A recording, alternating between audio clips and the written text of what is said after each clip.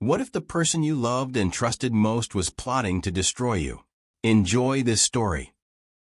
The evening air carried the warm scent of autumn as I stepped out of my office, the weight of a hefty bonus check in my pocket. I could still feel the buzz from the celebration inside.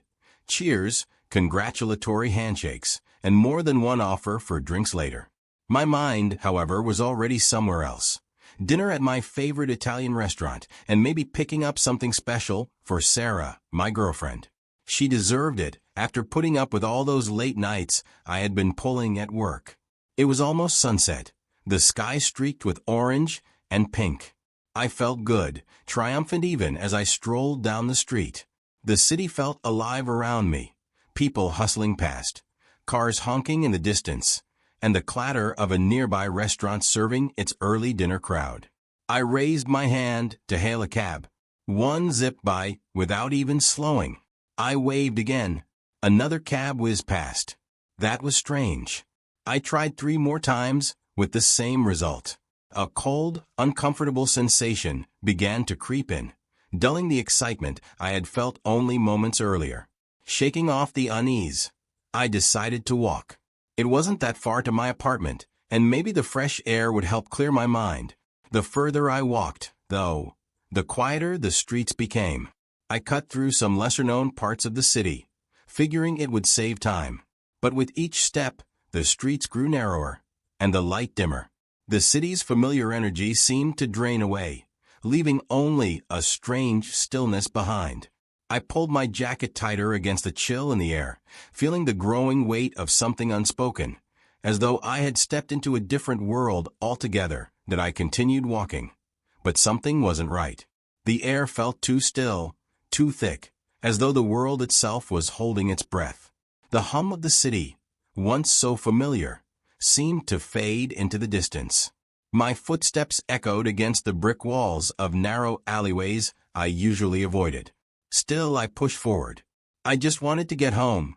As I turned a corner into a particularly dim alley, I noticed something, or rather, someone. A figure was slumped against the side of a building, barely visible in the shadows. He was sitting on the ground, wrapped in a worn, tattered coat, his face hidden by a mass of unkempt hair and a beard streaked with gray. His arm, which rested limp on his knee, bore a visible burn scar, jagged and angry against the pale skin. I hesitated, instinct telling me to keep walking. But something in the way he sat, almost as though he was waiting for someone, made me stop. His eyes, small but sharp beneath the thick strands of hair, locked onto mine. For a moment, neither of us moved. Then, in a voice hoarse and low, he muttered something I couldn't understand. I don't know what made me step closer. Maybe it was curiosity, or maybe it was pity. As I approached, the man shifted slightly, revealing more of his face.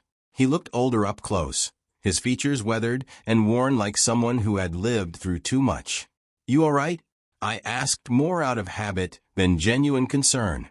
The man looked up at me, and for a fleeting second, there was something in his eyes, something that felt disturbingly familiar, like a face I should have remembered but couldn't quite place. "I don't need your money, kid," he rasped. His words were laced with a bitterness that made my skin crawl. I had plenty once.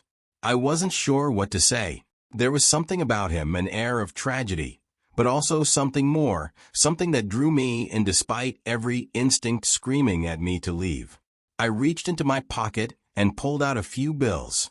Just in case. The man chuckled, a dry, hollow sound. "Money isn't what I'm missing," he said, shaking his head. He let the words hang in the air for a moment, then added, "What I lost, you can't buy back." I had no idea what to say to that, but I couldn't just walk away now.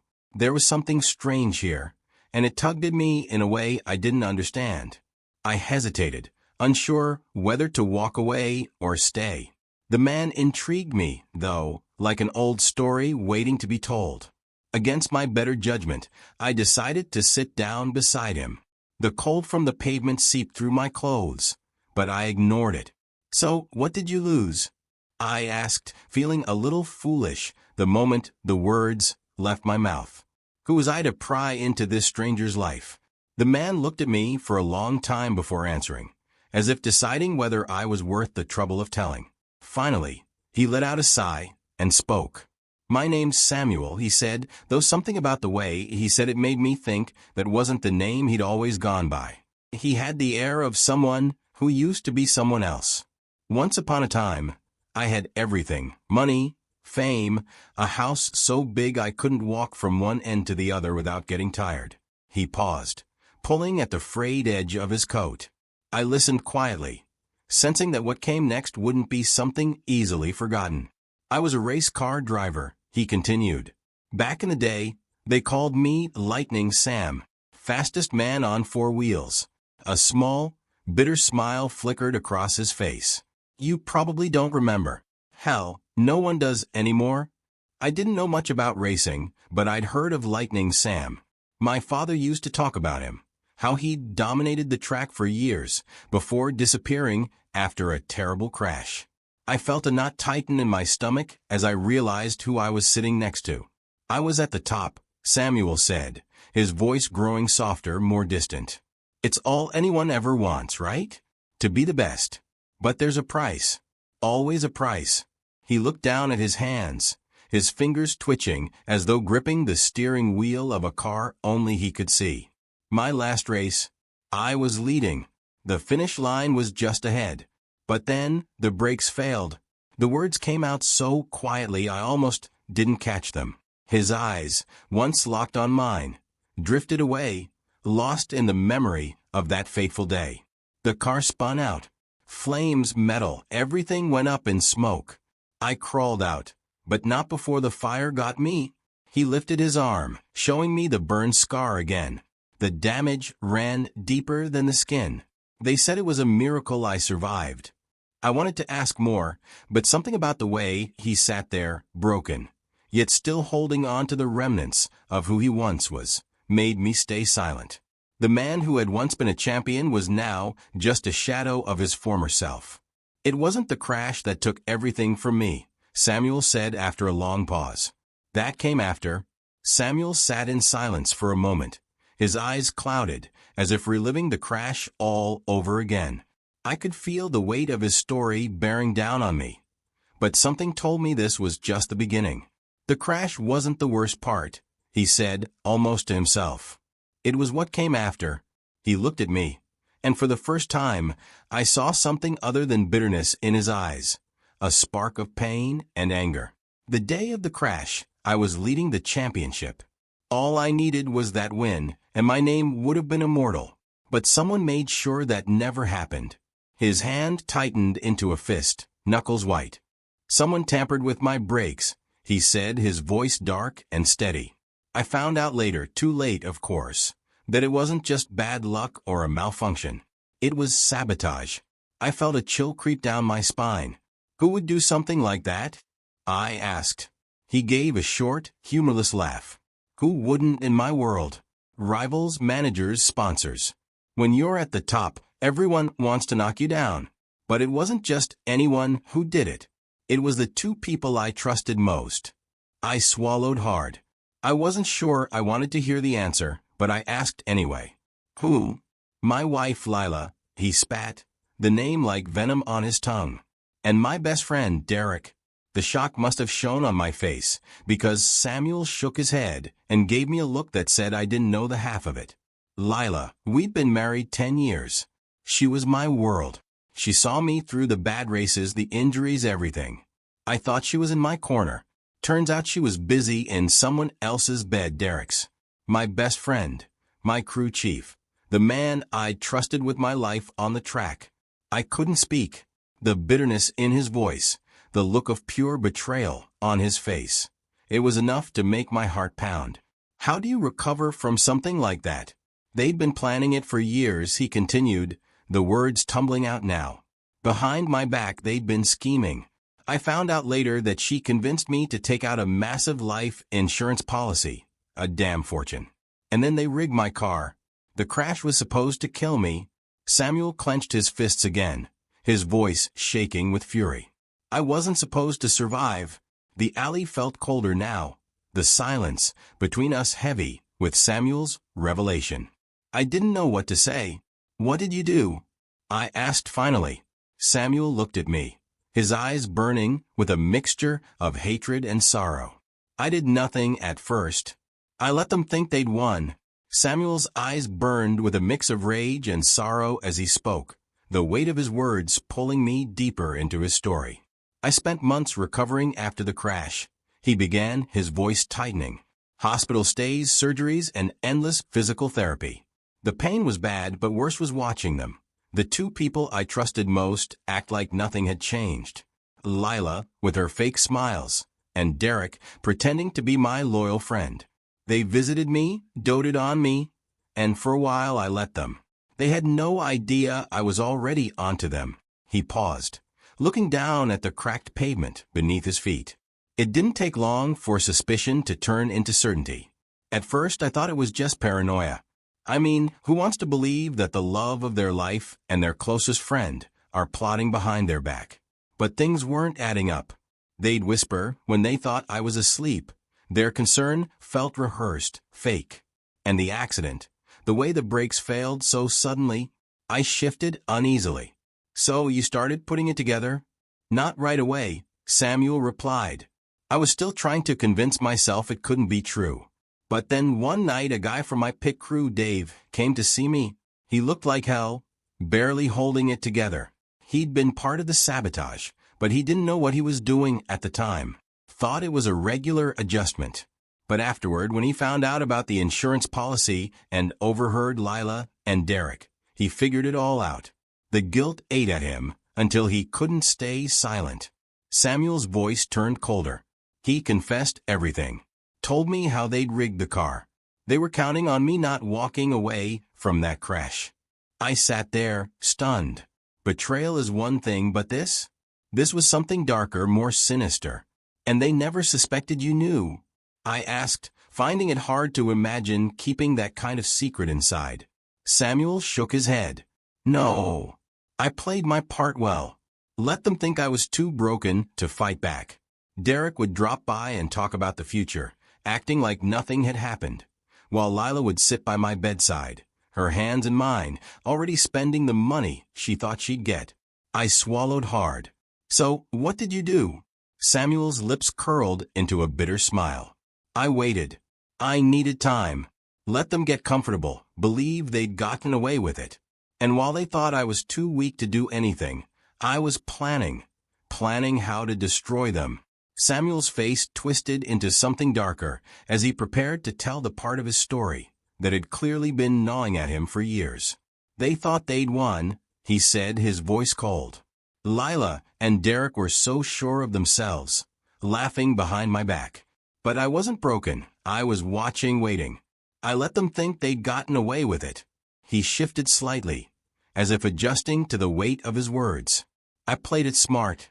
Told Lila I needed space, time to recover. I faked a business trip, said I was heading out of town to clear my mind. It was the perfect cover. They didn't suspect a thing. And I knew exactly what would happen when I was gone. Derek would come to the house, like he always did when they thought I wasn't around. I could see where this was headed, but I couldn't stop myself from asking, "And what did you do?" Samuel's smile turned into something cruel. I came home that night, quietly. I parked a few blocks away and walked. When I got to the house, I saw Derek's car in the driveway, just like I knew it would be. I didn't knock. I didn't make a sound. I just watched for a moment, watched them through the window, wrapped up in each other, in my bed. He paused, and the tension between us grew heavy, almost unbearable. That was when I knew they had to pay. I didn't just want revenge, I needed it. They took everything from me, so I decided I'd take everything from them. Samuel's hand trembled slightly as he spoke, the memory clearly still raw. I made my way to the garage, grabbed the gasoline can I kept there for the lawnmower. I poured it around the house, soaked everything, doors, windows, the walls, quietly enough that they never even heard me. I felt my stomach turn, but I didn't interrupt. There was no stopping him now. When the house was good and ready, he continued, I lit a match. They were trapped inside, too busy with each other to notice the fire until it was too late. Samuel's voice became almost a whisper. I stood there in the driveway, watching as the flames swallowed the house. Their screams, I thought they'd bring me peace, but they didn't. Even as the fire consumed everything, all I felt was empty. I couldn't believe what I was hearing. The man sitting beside me, the one who had once been a racing legend, had burned his wife and best friend alive. He'd taken his revenge, but at what cost? They're gone, Samuel said softly. But in the end I lost too. I thought I'd feel better, thought it'd bring closure. But all it left me with was silence.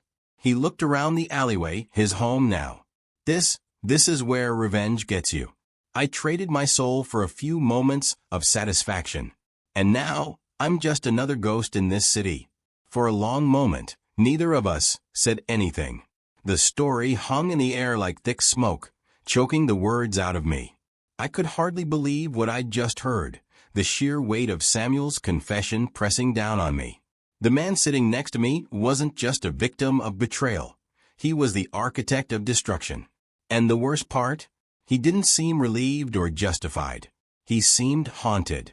I stared at him, unsure of what to say. What do you say to a man who burned his wife and best friend alive? I thought. Samuel's voice trailed off, his hands twitching on his knees. I thought once they were gone, I'd finally be free. Free of the betrayal, the lies, the anger that was eating me alive. But when the fire died down and the house was nothing but ashes, I realized something. He looked up at me, his eyes hollow, like he'd been carrying this weight for years and still hadn't found a way to let it go. There's nothing after revenge, kid. Nothing but silence. I felt a cold shiver run down my spine. The gravity of his words, his actions, it all hit me at once. He wasn't just talking about the physical silence of an empty house or the aftermath of destruction. He was talking about the void that revenge had left inside him. He had sought justice, but it had cost him his soul. So, what now? I asked, my voice shaky. What do you do with that? How do you move on? Samuel let out a bitter laugh. Move on, he repeated, shaking his head. You don't move on from something like this. You carry it with you. Every day. Everywhere you go. The guilt, the emptiness, it follows you like a shadow. You can't run from it. You can't hide from it. You just exist. His words sank into me like a stone. I thought back to the beginning of our conversation, to how he had refused my offer of money. I don't need your money, he'd said. Now I understood. What he had lost couldn't be replaced. No amount of wealth, no amount of comfort could ever fill the void left by what he had done. The distant hum of the city seemed to creep back in, reminding me of where I was. Cars honked in the distance, and somewhere nearby, the sound of laughter echoed through the night. The world kept moving forward, but Samuel was stuck, trapped in his own cycle of regret and guilt. I stood up, feeling a strange mix of pity and fear. This man, this broken, haunted man, had once been like me. He had a life, dreams, people he trusted. And in the blink of an eye, everything had been shattered. Betrayal had pushed him over the edge, but revenge had dragged him deeper into the abyss. Samuel looked up at me, his eyes full of something that was hard to place, maybe a warning, maybe a plea. Be careful, kid, he said softly. Be careful who you trust. And don't let the hate inside you grow. It'll eat you alive. It'll leave you here, just like me. I nodded, unsure of what else to say. His words echoed in my mind as I turned to leave. My footsteps felt heavy, each one pulling me farther from him. But I couldn't shake the feeling that his story wasn't just a cautionary tale. It was a glimpse of a future I needed to avoid. As I reached the end of the alley, a cab pulled up out of nowhere. I opened the door and threw one last glance back. The alley was empty. Samuel was gone. Had he ever been there at all? The cab ride home felt surreal. The city lights blurred as we sped through the streets, but my mind was stuck in that dark alley, replaying Samuel's words over and over. Don't let the hate inside you grow. It'll eat you alive. I stared out the window, watching the world go by. But my thoughts were spinning. Who was Samuel? Was he real or just a broken man whose story had crossed paths with mine? It didn't matter. What mattered was the warning. Betrayal, revenge, they were poison, and Samuel had been their victim. I thought of Sarah, my girlfriend. We'd been together for a few years and things had been going well, but Samuel's story stirred something inside me. Fear, doubt. Was it possible that I could one day end up like him? Could betrayal, even the suspicion of it, make me spiral like that? I wasn't sure. But the thought that someone I loved, someone I trusted, could destroy me from the inside out like Samuel's wife had done to him, it terrified me. When I finally reached my apartment, I paid the driver and stepped out, my legs feeling unsteady. The night was quieter now, the chaos of the city replaced by a heavy stillness. I stood there for a moment, staring at my building, my keys cold in my hand. It should have felt like a place of comfort, but after what I'd heard, everything felt uncertain. I walked inside, the soft hum of the building's heating system greeting me as I climbed the stairs to my apartment. I unlocked the door, stepped inside, and shut it behind me, leaning against it for a moment, letting the quiet surround me. The familiar scent of home hit me. Fresh coffee, Sarah's perfume lingering in the air. And yet, I couldn't shake the darkness Samuel had left with me. I wandered into the living room, the place where Sarah and I had spent countless nights together, and sat down on the couch. My phone buzzed in my pocket. A message from Sarah. "Hey, love. Hope your evening went well. Let me know when you're home." For a moment, I stared at the message, feeling a pit in my stomach. Could I ever really know her? Could I ever be sure that the person I loved would never betray me? Samuel's story had planted a seed of doubt, one I hadn't asked for, but couldn't ignore. I typed a quick reply, my fingers feeling heavy. "Just got home. Talk soon." The words felt hollow. I sat in the dark for a long time, thinking about everything Samuel had said, the way revenge had consumed him, how it left him broken and alone. The weight of his warning hung over me, his voice echoing in my mind. Be careful who you trust. Be careful who you let into your heart. But then something shifted inside me. Maybe Samuel's story wasn't a warning about others. It was a warning about myself. About letting doubt and fear control me. Samuel's downfall wasn't just about what had been done to him. It was about what he'd allowed himself to become. I stood up, feeling the tension ease just a little. I wasn't Samuel. I still had a choice. Trust was a fragile thing, but without it, I'd end up just like him. Alone, haunted by ghosts, consumed by paranoia. If I let fear of betrayal rule my life, I'd lose everything I cared about before anything even had the chance to go wrong. I walked to the window, staring out at the city, my reflection faint in the glass. I could see myself, but not the person Samuel had become. I wasn't going to let his story dictate mine. Taking a deep breath, I sent another message to Sarah. "I'm home. Let's grab dinner tomorrow? I've got a story to tell you." And just like that, the tension started to lift. Maybe I didn't know what the future held, but I knew I wasn't going to live in fear of it. Whatever came, I'd face it with open eyes and a heart willing to trust again. That was my choice. Not revenge, not bitterness, just hope. Thank you for your attention. Thumbs up, write your comments below, and subscribe to the channel.